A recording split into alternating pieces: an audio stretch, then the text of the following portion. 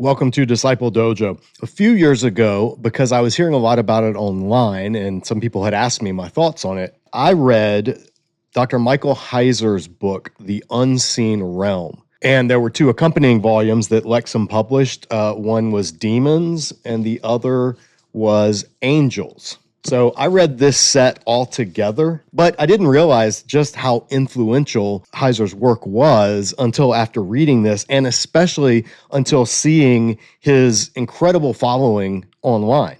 Now, if you're unfamiliar, Dr. Heiser passed away just a few years ago, unfortunately. I would love to have met him. I had many friends who had met him, some who studied under him, some who were proteges of his, and just he had a tremendous impact in the world of biblical studies. And when I was reading this set of resources, I had mixed thoughts. There were times when I would think this is absolutely brilliant and so well put.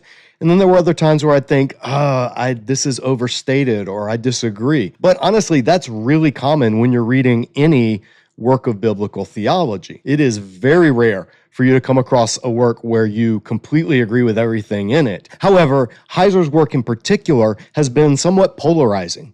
There are people who think he is basically at the level of sainthood, and there are people who think that he is completely off base and they warn people away from him. Two extremes, which obviously that shouldn't surprise anyone that Christians have widely differing opinions on someone who did significant work and put forth ideas that not a lot of people had put forward, at least in public spaces. And that was the strength of Heiser. He took biblical, scholarly, and ancient Near East and Second Temple Judaism scholarship, and he translated it into normal people language. He got your everyday person interested in biblical studies, in the Hebrew language, in Second Temple Judaism, in pseudepigraphic literature. He really accomplished an incredible amount in such a relatively short life. And all of us who teach Scripture for a living, who popularize Scripture, and I would put myself in that category, not of the scholar, but of the popularizer,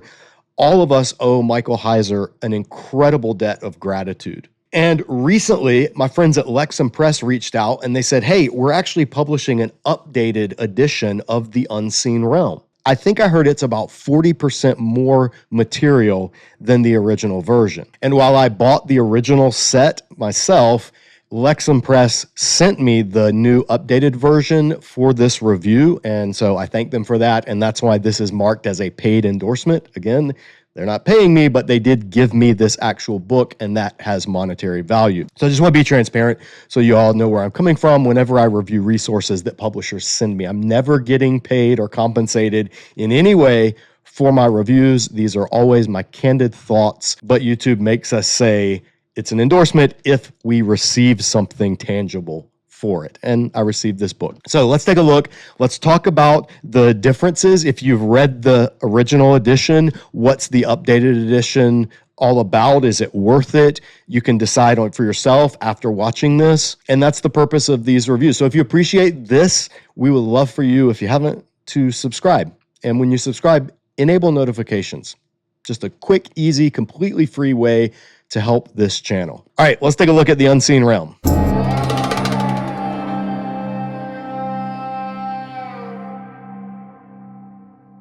So here are the two editions. You can see that the updated edition is significantly thicker. Both of them come with dust jackets. The original is just this black hardback. The new one actually looks awesome, even without the dust jacket. It's got this cool foil stamping, and you can see the angelic figure there. And embossed on the back, you have the Hebrew text of Psalm 82:1, which for Heiser was the most influential passage that sort of set him on the trajectory for the view that he ended up coming to espouse. It says, Elohim presides in the assembly of El. In the midst of Elohim, he judges. And I'm just leaving this not translated. I'm using El and Elohim because that's kind of the whole question that drives the view in The Unseen Realm. And the endorsements for the original, I mean, this is not fringe thinking. This is not somebody who's just kind of off in left field. I mean, the names of people who endorsed the first book, Darrell Bach, Richard Averbeck, Brian Godawa, John Goldengay, William Osborne, Tremper Longman, Daniel Block. And these are people who Heiser in this book disagrees with on a number of points, yet they still recognize the significance of this work enough to endorse it. Then after that, dedication page, and then table of contents. It's broken up into 8 parts. Part 1, first things. Part 2, the households of God. Part 3, divine transgressions. Part 4, Yahweh and his portion. Part 5, conquest and failure. Part 6, thus says the Lord. Part 7, the kingdom already. Part 8, the kingdom not yet. And so the Unseen Realm, if you want to know like what type of book it is a biblical theology of the supernatural. A biblical theology is a work that traces a theme or a concept or an idea all the way through Scripture, from beginning to end, Genesis to Revelation. Unseen Realm does that. The subject that it deals with is the supernatural, particularly the nature of angelic beings and the role that they play and the role that humanity plays. So, for example, another biblical theology work, my favorite biblical theology work is Christopher Wright's The Mission of God. That work traces the concept of God's mission all the way from Genesis to Revelation. Or John Bright's The Kingdom of God, another fantastic work of biblical theology. That traces the concept of kingdom all the way from Genesis to Revelation. Well, Heiser in Unseen Realm does that with the angelic supernatural beings that we encounter in Scripture. So if you want to know what it is, fundamentally, that's what Unseen Realm is.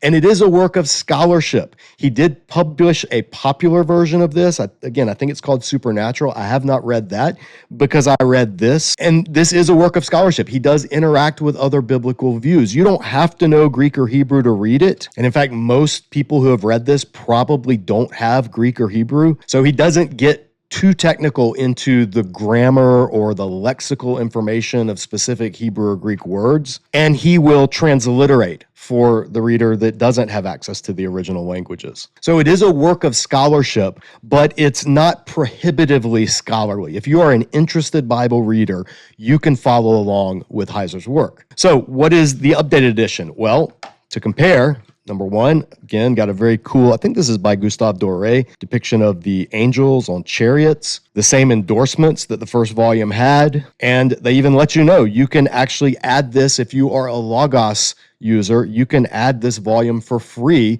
to your Logos library. Lexham is the publishing arm of Logos Bible Software. So I actually overlooked this. I'm just now noticing this as I'm filming this, so I'm going to go and add it to my library. Then the title page is updated. These are some notes that I made that I'll come back to in just a minute. Dedication page, table of contents, and the significant addition, at least from a table of contents perspective, is he has added an appendix that's about the ancient Hebrew conception of the universe.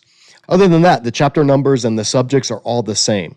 And here's what Lexham has done that I am so grateful for. A lot of times when editions of a very famous book get updated, new material just gets incorporated into the text. And it's hard to figure out what's new and what you've already read. Well, for this 10th anniversary updated edition, and The Unseen Realm was published in 2015. This is the 10th anniversary. Heiser updated a lot of this material before he passed away. So there's a preface where he lets readers know about the initial response and then kind of what's driving the update, why there was a need for it. And then it jumps right in. The material is the same, just so you can compare. Here is what the first printing looked like. Here's what the second printing looks like. Chapter in the first printing, chapter in the second printing. So it's just cosmetic for the most part. But throughout, you find these boxes in gray. And I'm so glad Lexham did this because this is the updated material. Everything else is exactly the same as the original chapter, but the added material has been added as its own section. Now, there are some footnotes that have been removed from the updated edition that were in the original. Small things, minor things, nothing major. For the most part, even most of the footnotes are pretty much identical. But the sections that they added are these little mini essays, and they're in almost every chapter. So chapter 1, reading your Bible again for the first time, it has this section on interpreting the Bible in context, and it's about 2 pages or so. Chapter 2, rules of engagement, has a section, what about the creeds? Now, this is something Heiser was known for pushing back against the creeds, for criticizing the way that many Christians read Scripture through the lens of later church creeds. And he ruffled some feathers with that. So this is a chance for him to spell out a little more than he was able to do in the first edition, kind of respond to some of the criticism.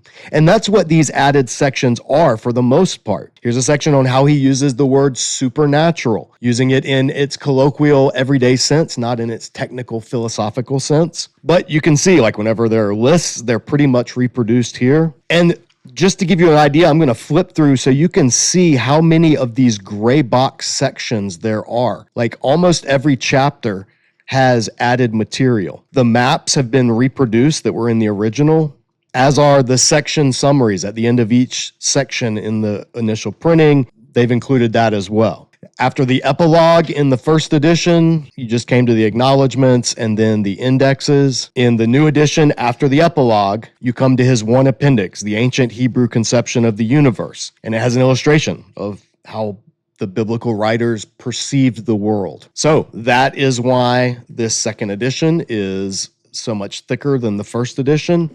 So if you've already read the first edition, is it worth it to get the updated edition? Yeah, I really do think it is. Like I said, I think Heiser's work is incredibly important. I think his contribution to biblical studies, particularly to getting biblical scholarship to a wider audience, there are few other people in the world who have done as much in that regard as Michael Heiser. So now that you've seen what this actually is, in the next video, I'm actually going to go through and I'm going to point out some of the things that I think he does incredibly well, some of the really good insights he has. And then I'm going to point out some of the assumptions I think he makes that I don't share.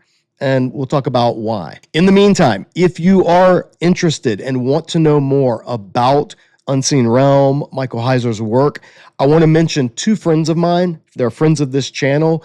I've been on both of their channels, and they are much more familiar with Heiser's work than I am. And so they'd be a great resource if you are interested in this. Number one is our friend Mike Chu.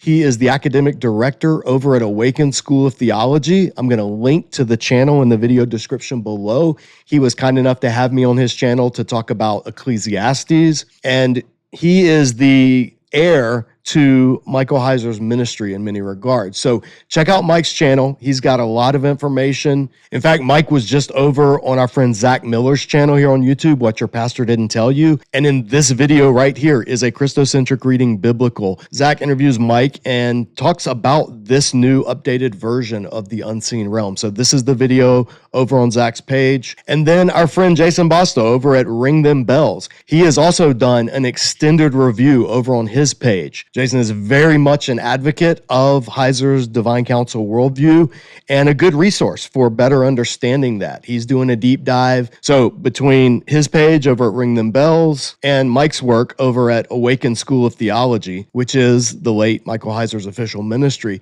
between those two, there's a lot out there if you're interested in knowing more. So that'll do for now. Stay tuned for our next video. I'm going to share some of my thoughts, both affirmation and critique of the Unseen Realm. So stay on the lookout for that.